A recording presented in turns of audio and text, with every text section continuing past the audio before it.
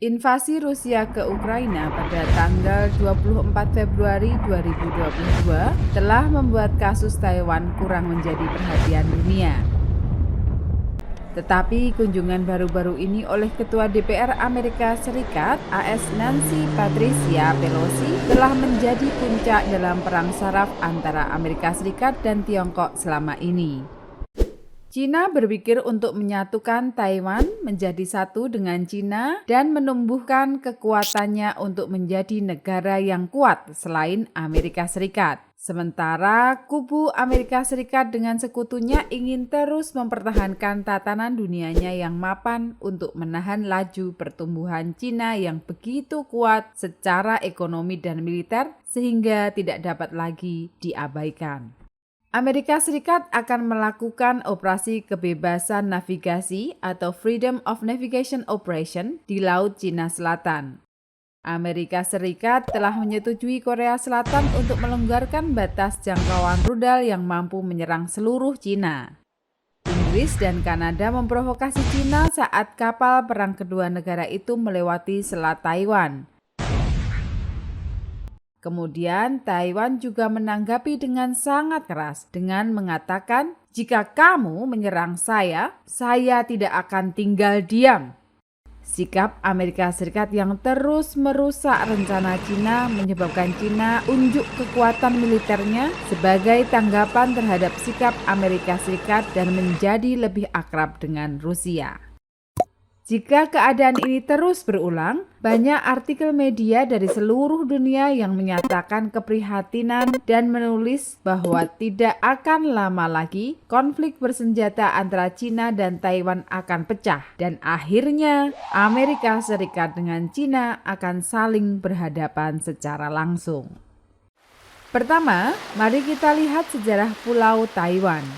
Pertama-tama kita harus mencari tahu apakah Taiwan itu pada awalnya adalah termasuk dari sejarah negara Cina. Menurut ilmu etnologis dan antropologi, Taiwan dihuni masyarakat adat asli yaitu 16 kelompok etnis keturunan Asia Tenggara yang tidak ada hubungannya sama sekali dengan etnis Cina. Memasuki era zaman penjelajahan tahun 1500-an, seorang pedagang asal Portugal yang berdagang dengan Cina sebagai mitra dagang terbesar di Eropa, ketika dalam pelayarannya secara tidak sengaja menemukan sebuah pulau yang indah. Pulau ini kemudian hari adalah Taiwan yang mulai dikenal di wilayah Eropa dengan nama Illa Formosa, sebutan dalam bahasa Portugis yang digunakan oleh pedagang Eropa sebagai persinggahan ketika mereka berdagang dengan negara-negara Asia Timur. Kemudian, Belanda dan Spanyol bersaing untuk dapat menguasai Pulau Taiwan. Tetapi Belanda akhirnya menang dan pada tahun 1624 mereka mendirikan East India Company di Pulau Taiwan.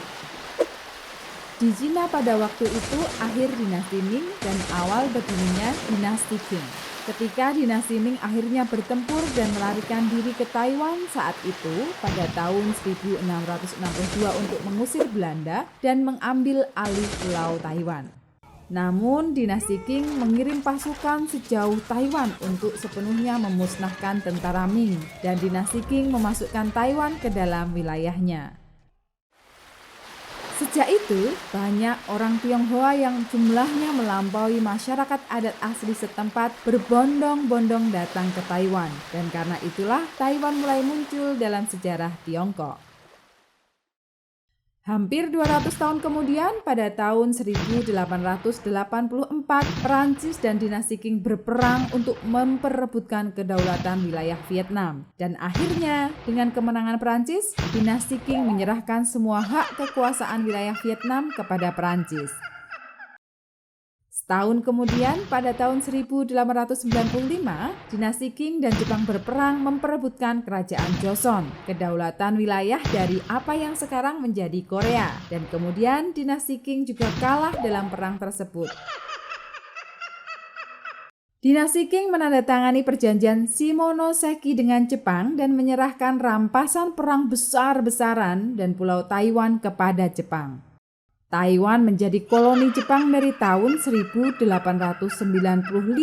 hingga 1945. Kekalahan Jepang pada akhir Perang Dunia II memungkinkan Taiwan untuk membebaskan diri dari koloni Jepang. Tetapi kegembiraannya hanya sebentar saja, karena pemerintah Kuomintang Chiang Kai-shek yang memerintah Tiongkok memperlakukan Taiwan seperti bekas koloni Jepang dan menerapkan kebijakan diskriminasi terhadap orang Cina yang telah dijajah oleh Jepang, berbeda dengan orang Cina yang baru memasuki Taiwan dari daratan Cina setelah kemerdekaan Taiwan. Rakyat Taiwan yang terus-menerus ditindas melancarkan aksi 228 terhadap pemerintah Kuomintang pada tanggal 28 Februari 1947. Pemerintah Kuomintang mendefinisikan insiden 228 itu sebagai gerakan pemberontakan dan dengan penuh kekerasan menekannya, dan kebrutalan itu menewaskan sekitar 30.000 warga sipil.